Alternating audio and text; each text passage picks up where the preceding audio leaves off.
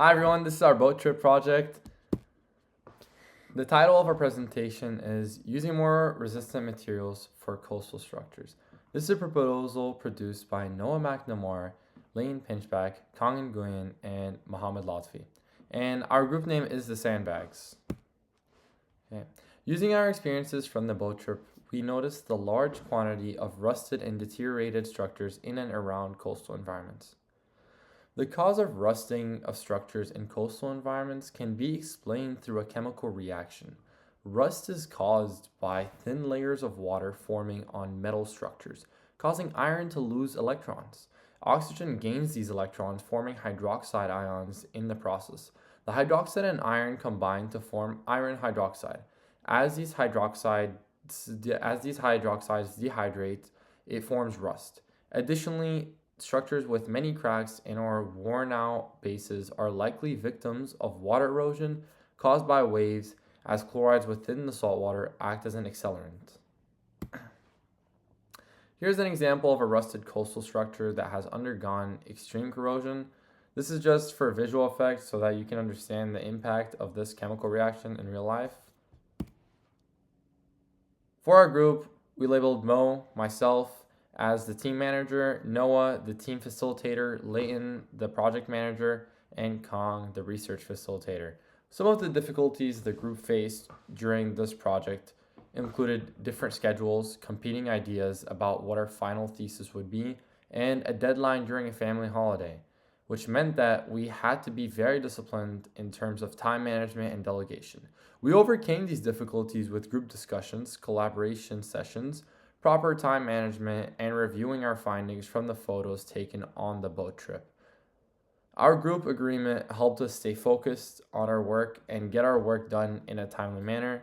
After the boat trip, our initial thoughts revolved around stronger seawalls, floating barriers, resistant materials, wave energy barriers, and floating docks.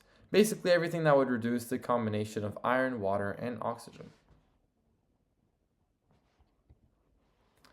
Finally, we came to the conclusion that the most apparent problem was the lack of resistant materials in coastal construction, which is important because iron plus water plus oxygen equals corrosion or results in corrosion.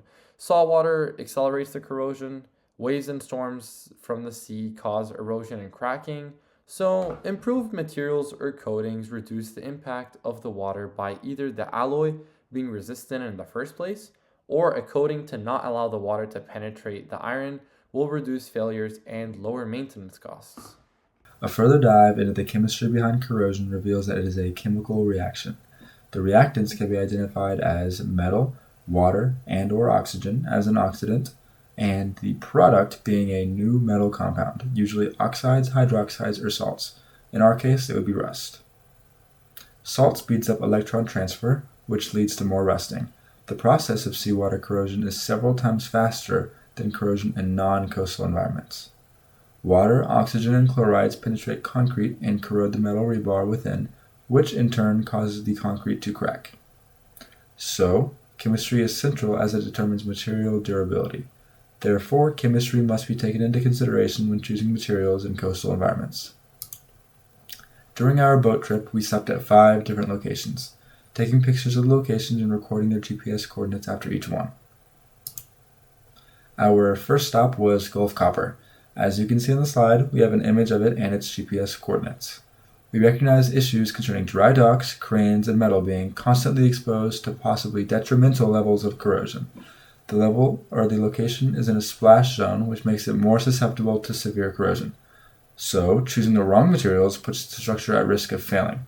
So the structure needs to be corrosion resistant in order to be labeled as safe. Next, we stopped at the Royal Caribbean Cruise Terminal, which had many moving parts and was built for heavy loads. Because of the salty air and water, the terminal also needs resistant materials that prevent corrosion. The terminal shows that heavy moving parts in salty, humid air need materials that are highly durable, so they can resist fatigue and corrosion over long periods of time under heavy use. Well, our third stop was the SSMR, which was a U.S. Navy ship that wrecked in 1922. Since then, the ship has undergone significant corrosion and rusting, evidenced by this image. This site is the best illustration of our final thesis as there is not much left of the ship due to the significant corrosion it has been impacted by. This demonstrates the long-term damage caused by saltwater corrosions and shows the negative effects of poor material choice. The ship is made from metal rebar and concrete, so we saw firsthand the concrete cracking that can be caused by rebar corrosion. The SSM proves what happens when materials can't handle being in contact with salt water, which shows that more resistant materials could keep the structure intact much longer.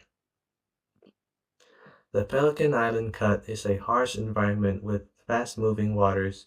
These fast-moving waters cause vibration due to waves, and the salty water can lead to corrosion and failures of structure in the area. So the material choice in areas like these are very important. Our final stop was the Texas City's channel, which faced problem of sediment buildups, marine life growth, and pump strains. Structures in this area must resist fouling and be serviceable for long periods of time. And here's a map showing the 5 locations to display their relative location to each other's. Building coastal structures involve mechanical, civil, materials, and chemical engineers.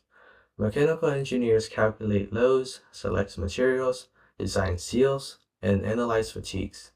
Civil engineers manage waste, focuses on degrading structures.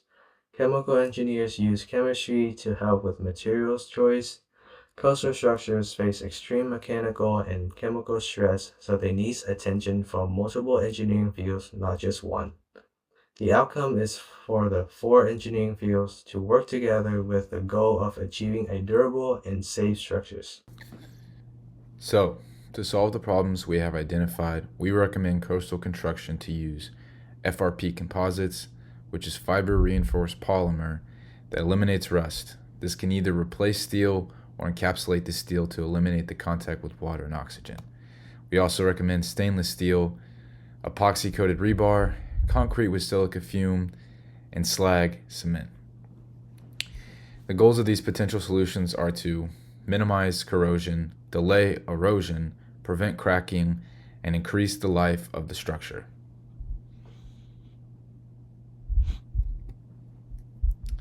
Our literature shows that exposure to salt water often increases corrosion and even weakens concrete and steel. The process of concrete and steel weakening begins with water and oxygen, accelerated by chlorides, penetrating concrete and corroding rebar, resulting in the expansion of the rebar and therefore causing cracks in the concrete. The scientific areas involved are chemical engineering for corrosion chemistry, civil engineering for structural design, and mechanical engineering for structural fatigue. Corrosion impacts the marine environment through damaged structures, shedding metal, rust, and debris. This results in the increase of toxicity levels for marine life, altering the water pH, and can create sharp debris that can harm marine animals. Coastal structures fail mainly due to corrosion and erosion. With the use of better materials, there would be less structural damage and the structures would have longer lifespans. Our evidence collected during the boat trip supports this, and we may now know the importance of chemists and chemistry in the construction of coastal structures. Here are our references. This concludes our presentation. Thank you.